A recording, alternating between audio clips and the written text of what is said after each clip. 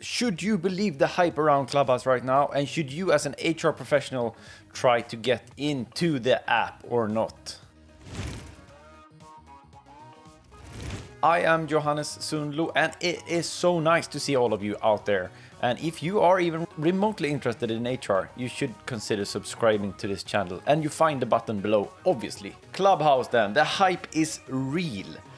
The main question is, should you get on the Clubhouse hype train or not? And what is Clubhouse even?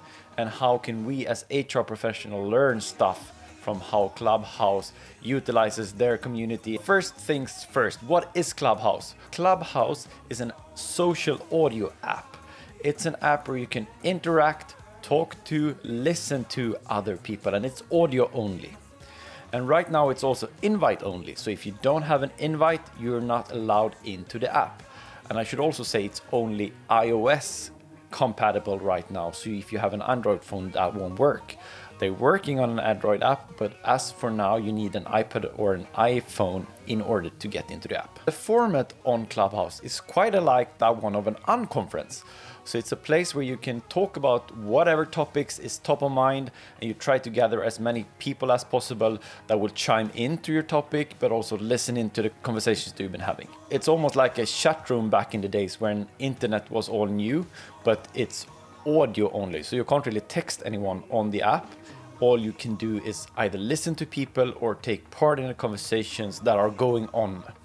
And they segment this by rooms, so you can start a room and then you can invite people and obviously advertise your room in other channels, and then people will start listening into your room. And the topics I can't even start to cover all the topics that are covered at Clubhouse, because it ranges from basically everything. There's also one thing that stands out compared to other apps, is that when the conversation ends on Clubhouse, it's gone forever.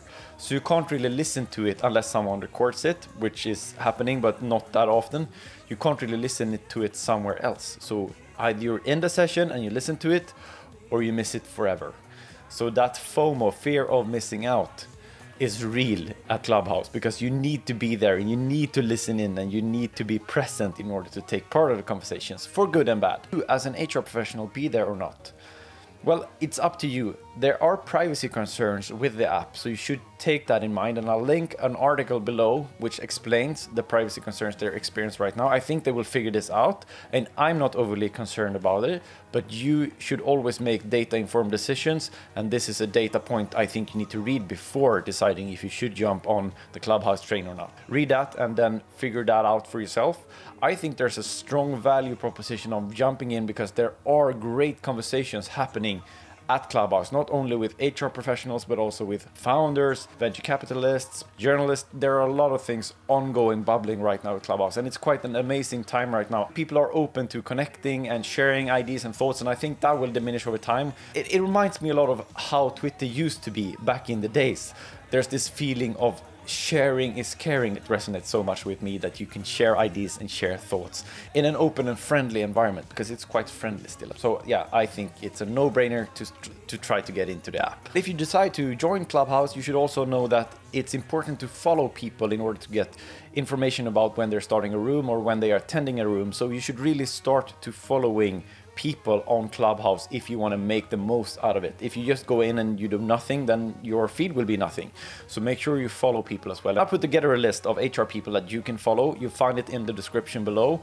It's a full list of HR people. It's not every HR people that is out there, but it's a good start. You could also go to my Clubhouse profile. You'll search for Johannes Sundlo or J Sundlo, and you'll find the people that I follow. And there's quite a few of them who are HR people, obviously, because that's what I like the most. How can we learn from Clubhouse, how they built their community? What is super apparent is that people long for connection, and we need to be facilitators within our companies for those conversations. I think we've been doing a so-so job if you look at the general HR community. We could do a better job of facilitating those conversations and those forums for sharing ideas and bouncing just general thoughts around in an organization as well. I'm pretty certain we will see some kind of professional sort of in-house version of the Clubhouse app. People take the features of Clubhouse and they move it to an internal app of some sort, so you can foster those conversations within an organization.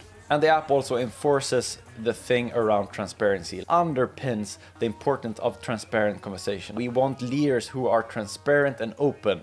I think there's a never-ending urge for leaders to be transparent and open and communicate openly and honestly about how they see and view the world. I think we need, as HR people, we need to push our leaders towards making open town halls, making things accessible for our employees, not sitting in our ivory tower looking down at people. Invite them, communicate, and do it in a sort of non-corporate way. Wait, what? Has he changed clothes? Yes, he has.